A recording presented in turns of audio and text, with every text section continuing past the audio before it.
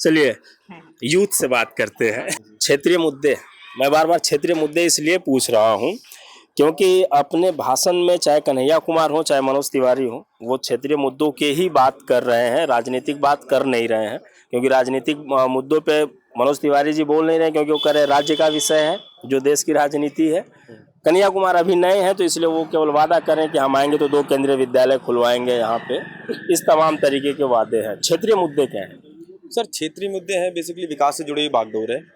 और जहाँ तक मैं समझता हूँ कि यूथ जो आज का है, जो हमारे उम्र के लोग हैं, जो किसी तरीके से किसी स्टडी में इन्वॉल्व हैं या फिर अपनी जॉब के लिए फाइट कर रहे हैं, उन लोगों के लिए सबसे बेसिक मुद्दा मेरे हिसाब से रोजगार है।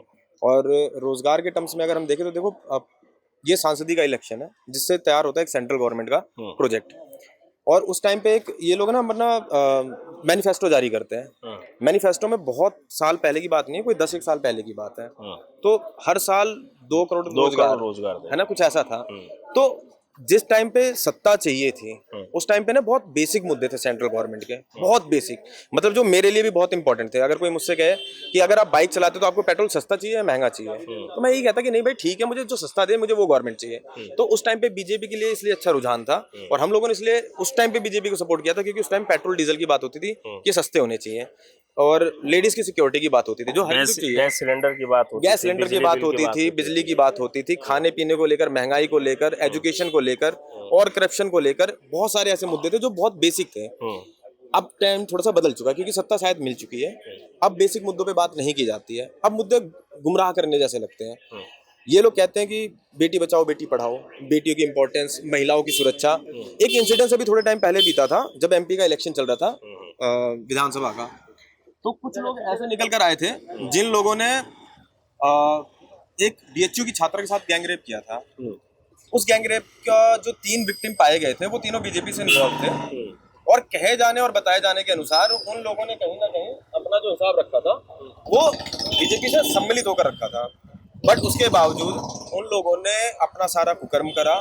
गवर्नमेंट होते हुए इन लोगों ने उन्हें एमपी के अंदर प्रमोशन के लिए भेजा, बट इन लोगों को अरेस्ट नहीं करा। अभी कर्नाटक या आंध्र प्रदेश के एक सांसद का भी मुद्दा आया है जिसमें एक पेन ड्राइव के माध्यम से चीजें बहुत सारी लीक हुई हैं और तकरीबन बताने वाले लोग बताते हैं हजारों की तादाद में कई महिलाओं के साथ गैंग रेप का है। देखो, मैं किसी पार्टी को ये नहीं कहना चाहता हूँ कि उनकी पार्टी में ज्यादातर रेपिस्ट लोग रहते हैं, पर शायद अगर जनता देखती हो तो उन्हें बात समझ में आती हो थोड़ी बहुत कि कहीं ना कहीं कुलदीप सेंगर का केस ले लो। मतलब जिस लड़की के साथ ये वाकया हुआ था उसने हाई कोर्ट तक जाकर गुहार लगाई, कंप्लेंट नहीं लिखी जा रही थी। ये बात शायद आपको भी पता होगी। 3rd टाइम जब हाई कोर्ट ने इस बात पे स्ट्रिक्ट डिसीजन लिया और ये कहा कि सुप्रीम कोर्ट तक ये मैटर जा सकता है अगर आप लोगों ने इस पे एक्शन नहीं लिया, तब जाकर एक मतलब एफआईआर दर्ज करी जाती है। उस एफआईआर के दर्ज होने के बाद आरोपी को नहीं गिरफ्तार करते हैं, उस लड़की के फादर को गिरफ्तार करते हैं। सर्टन कुछ ऐसा होता है कि आफ्टर 1 वीक उस लड़की के फादर की डेथ हो जाती है, वो भी उसी लॉकअप के अंदर। उत्तर प्रदेश में राम राज्य है, योगी जी कह रहे हैं। सर मैं भी कहता हूँ है, पर मेरे कहने से क्या हो जाएगा? जनता मैं कह रहा हूँ जिस लड़की का बीएचयू में रेप हुआ आपकी पार्टी के लोगों ने करा, राम राज्य तो राम राज्य जैसा फैसला करो ना। जिस लड़की के पिता को आपने जेल में मार डाला आप उसके साथ वैसा फैसला करो ना, हम भी कहेंगे राम राज्य है। आप जाकर हाथरस कांड को उठाइए ना। हमारे सनातन धर्म में बिल्कुल भी इस चीज की परमिशन नहीं दी जाती है कि सूरज ढलने के बाद किसी की चिता को अग्नि दी जाए। ऐसी क्या मजबूरी रही होगी कि एक लड़की को उसके पेरेंट्स को आने तक नहीं दिया गया और उसकी चिता में आग लगा दी गई रात को 12 बजे आग, जो मिट्टी का तेल छिड़क के। सूरज ढलने के बाद ये प्रावधान नहीं है हमारे धर्मों। और आप कहते हो कि आपके धर्म की चीज है, भाई ये पार्टी आपके धर्म की है, तो धर्म कहाँ है? फिर धर्म क्यों नहीं दिखता? राम मंदिर की बात करते हैं लोग, मंदिर बना, हम सभी को खुशी है। यहाँ पर जितने आदमी खड़े हैं सबको इस बात की बहुत खुशी होगी कि राम मंदिर बना, क्योंकि आस्था का विषय है, लोग बहुत इमोशनली उस चीज से कनेक्टेड हैं। पर वहीं पर एक सवाल दूसरा ये भी खड़ा होता है कि क्या अगर एक स्त्री का खुद का पूरा शरीर डेवलप नहीं हुआ है तो क्या वो गर्भ धारण कर सकती है? नहीं कर सकती, क्योंकि उसका खुद का बॉडी डेवलप नहीं हुआ है। मंदिर के मामले में 4 हमारे यहाँ पर मतलब ऐसे शंकराचार्य हैं जिन्हें मतलब कहने वाले लोग बताते हैं कि भाई वो शिव जी के बराबर औधा रखते हैं। मुझे नहीं पता कितना सच है कितना झूठ है, पर मान्यता है धर्म गुरुओं की। क्योंकि इसके ऊपर जब डिबेट हुई और लोगों से पूछा गया कि शंकराचार्य के बारे में आप क्या कहेंगे, तो चाहे वो कुमार विश्वास की बात करें, आप चाहे आचार्यों की बात करें, किसी बड़े संत की बात करें, उन सभी ने कहा कि जो धर्मगुरु हमारे शंकराचार्य होते हैं हम उन्हें भगवान के बराबर का रूप मानते हैं और उनकी बातों के ऊपर टिप्पणी करना हमारी औकात से बाहर की बात है। तो जब उन्होंने ये बात कही और अपना मुद्दा रखा तो मुझे ऐसा लगता है कि हमारी क्षमता से बहुत बाहर का विषय है कि मैं नहीं समझता कि उस बात पे मैं बहस कर सकता हूँ, पर फिर भी कहीं ना कहीं सोचने वाली बात है कि धर्म से ऊपर राजनीति है। जबकि जो माहौल बनाया गया है वो धर्म और राजनीति बहुत अलग अलग मैंने आपसे विषय बना शुरुआत दिया में ही गया कहा है। कि देखो बहुत लंबा काम नहीं था। शुरुआत के जो इलेक्शन के मुद्दे थे, आप उन दिनों का मैनिफेस्टो पढ़ो और आज के मैनिफेस्टो को पढ़ो। आज हिंदू मुस्लिम की बात होती है, पाकिस्तान और भारत की बात होती है, और हाल ये है कि हम और उसमें कोई ज्यादा भेद नहीं रह गया है। आज से 1970 के आसपास ना कभी पाकिस्तान इसी मुद्दों पे अपनी मतलब डेमोक्रेसी को लेकर आगे बढ़ रहा था। उन्होंने हिंदू मुस्लिम की इतनी बात करी और हिंदुओं का सफाया कर दिया वहां से। आज हालात क्या है आप भी देख सकते हो कि आदमी जब किसी एक चीज के पक्ष में मतलब अपना दिमाग सरेंडर कर देता है ना, तो उसके बाद उसकी उपज खत्म हो जाती है। वो सोचना बंद कर देता है क्योंकि उसके पास एक छोटा सा मुद्दा है जिस मुद्दे के ऊपर वो सोचता है और वहीं पर अपनी बात खत्म कर देता है। तो मेरे हिसाब से मुझे ऐसा लगता है कि धर्म जो आपका सनातन है ये अपने आप में इतना पावरफुल है कि आपको आज तक पूरे वर्ल्ड के अंदर हर धर्म का प्रमोशन देखा होगा, अपने सनातन धर्म का प्रमोशन नहीं किया जाता है। इसको बढ़ावे के लिए नहीं दिखाया जाता है। सिंपल है, बहुत सारे लोग इसकी खूबसूरती को देखकर इसे ऑप्ट करने के लिए चले जाते हैं। मैंने खुद भी देखा है, सनातन धर्म से ज्यादा ना सनातन में एक सभ्यता है। आप इस सभ्यता को जिए, आप इस सभ्यता को देखें, आपका खुद मन करेगा कि आप इस धर्म के साथ जुड़े रहें, लेकिन वाकई में उस सनातन को फॉलो करें, वो नहीं जो आपको बाद में बताया गया है। चलिए, पढ़ने लिखने वाले छात्र हैं, क्या नाम है आपका? भूपेंद्र कुमार। पढ़ने लिखने वाले छात्र हैं, राजनीति है, जॉब कर रहा हूँ। जॉब कर रहे हैं, सरकारी की प्राइवेट? प्राइवेट। प्राइवेट। सरकारी और जॉब की तरफ है नहीं क्या? नहीं की थी तैयारी, फिर 2014 आया, फिर पेपर लीक हुए, फिर छोड़ दी। अच्छा। 2014 आया, पेपर लीक हुआ और फिर जॉब की तैयारी करना छोड़ दी, प्राइवेट कर रहे हैं। हाँ जी। 2024 आ गया, 10 साल बीत चुका है, फिर से सरकारी जॉब की तैयारी करनी है? ना जी, नहीं करनी है। सरकार बदल गई तो? सरकार बदल के सोच सकते हैं। इस बार सरकार बदलेगी कि नहीं?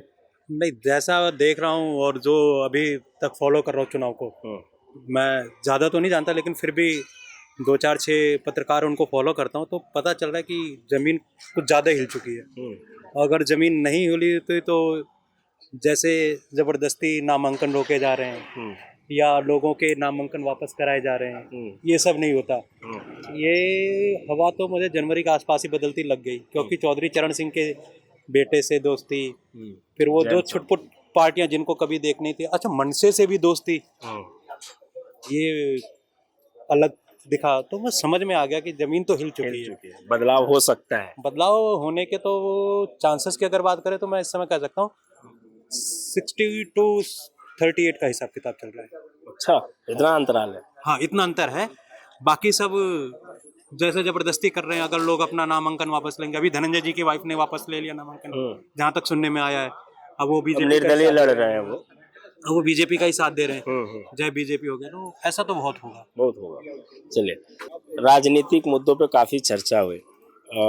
मैं यहाँ के जो क्षेत्रीय मुद्दे हैं, मैं बार बार फोकस उसी पे करना चाह रहा हूँ, क्योंकि मनोज तिवारी का बहुत बड़ा बड़ा बयान है और कन्हैया कुमार नए आए हुए हैं, तो वो कह रहे हैं कि हम उन मुद्दों पर बात करेंगे, कुछ मुद्दों पर सर हमको जिताइए तो हम उन मुद्दों पर बात करेंगे। जो ये बयान है, जैसे मनोज तिवारी जी के, कि हमने 14,000 करोड़ रुपए खर्च किए, हमने केंद्रीय विद्यालय बनवाए, हमने चौड़ा रोड को चौड़ीकरण करवाया, हमने सिग्नेचर ब्रिज बनवाया, हमने खजूरी में फ्लाईओवर बनवाए, कितनी सच्चाई है?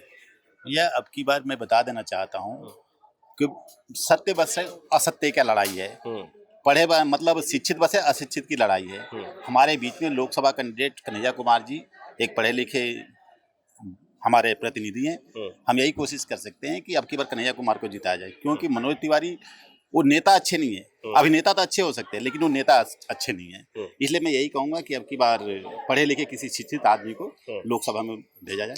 और हम लोग का मूड भी है, यहाँ की पब्लिक का भी मूड है, हमारा भी मूड है कि अब की बार लोकसभा में कन्हैया जैसे आदमी को।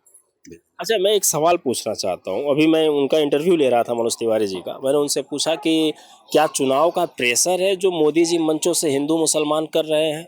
तो उन्होंने मुझको जवाब दिया कि जो मेरे विरोध में चुनाव लड़ रहे हैं, उनकी मेरे पास एक वीडियो है जिसमें वो ये कह रहे हैं कि सबको इस्लाम धर्म कबूल कर लेना चाहिए, इस्लाम धर्म में बड़ी शांति है, और हिंदू धर्म का विरोध कर रहे हैं। ऐसी कोई वीडियो, ऐसा कोई बयान कन्हैया कुमार का है? नहीं, ऐसा नहीं है। कन्हैया कुमार 2016 में, जब 2014 में अपनी भारतीय जनता पार्टी की केंद्र में सरकार बनी थी, तो उस समय पे कन्हैया कुमार 2016 में जेएनयू के प्रेसिडेंट थे।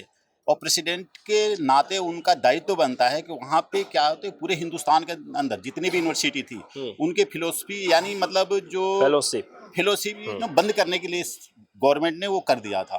उस समय शिक्षा मंत्री स्मृति ईरानी जी थी। तो जो कन्हैया कुमार जी थे उसके अगेंस्ट प्रोटेस्ट करने लगे तो वो सरकार के नज़रों में आ गए कि आज तो ये बगैर पद का एक स्टूडेंट होकर के हमारा इतना विरोध कर सकता है।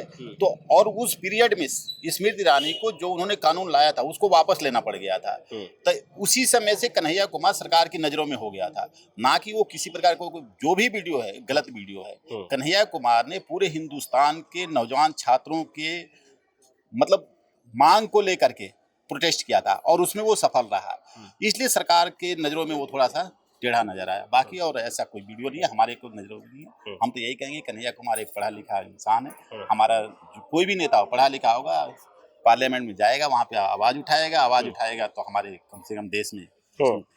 मेरा सवाल यही था कि संसद में मनोज तिवारी जी 2 बार से लोकसभा सांसद चुने गए हैं यहाँ से, इस क्षेत्र के मुद्दों के बारे में या यहाँ के बारे में कितनी बार बात की है? देखिए, जहाँ तक 10 साल ये सांसद रहे हैं और 10 साल में 10 शिलापट नहीं है जिसमें ये कहा जाए कि 10 चीज़ों का उन्होंने उद्घाटन किया है। तो जो सांसद 10 साल में 10 शिलापट नहीं है उनसे आगे क्या इच्छा रखा जाए। यहाँ परिवर्तन जरूरी है और इंग्लिश में कहावत है कि nothing is permanent except change, और चेंज लाना, बदलाव लाना जरूरी है।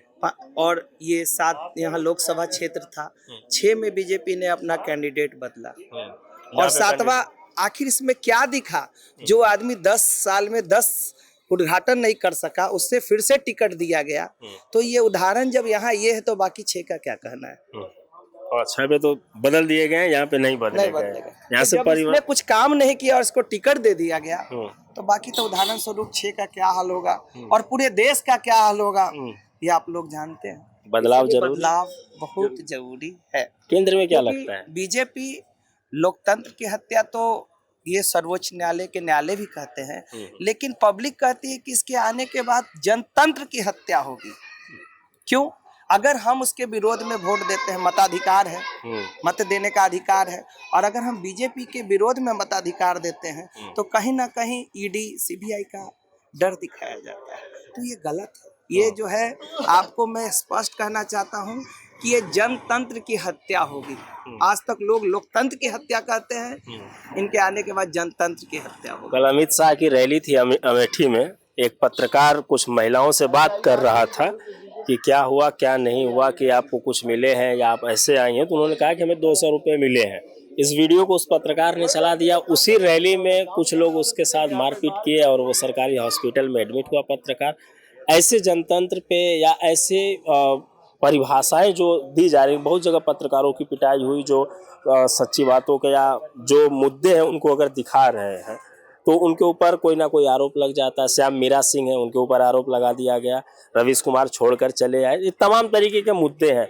ये जो वर्तमान के ऐसे मुद्दे चल रहे हैं, इन बारे में क्या कहेंगे? पब्लिक रिएक्शन या कोई अपनी बात खुल के बोल नहीं पा रहा है। मैंने अभी बोला कि बीजेपी के विरोध में अगर हम मताधिकार का प्रयोग करते हैं तो कहीं ना कहीं हम लोगों को डर दिखाया जाता है, और आप तो एक जनमत जो है उसको डर दिखाया जाता है। आप तो पत्रकार हैं, आपसे कितने लोग इस बात को जानेंगे।